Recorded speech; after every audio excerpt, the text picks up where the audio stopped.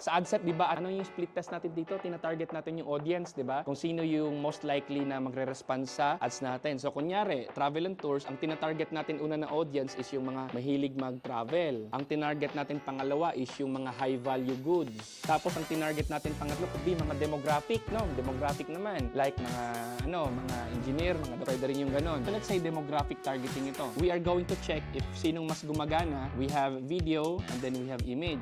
Ganon din dito. Same video and image lang sila. What would happen is, since marami tayong possibility na binigay kay Facebook, hahanapin ni Facebook dito yung combination kung saan ka magkakaroon ng mas maraming result. Kasi kung isa lang yung binigay mo dito, kunyari, para ka nagloto na isang ticket lang yung binigay mo, you don't know, nagre-rely ka lang sa isang doon. Hindi mo mas test na yung combination ba talaga, let's say na itong image ba na talaga na to, ito ba talaga yung pinaka-optimal na image yung ginamit ko? Hindi mo alam which of the two headline ang mag-work. All you have to do is put it in the ads and let Facebook do the magic.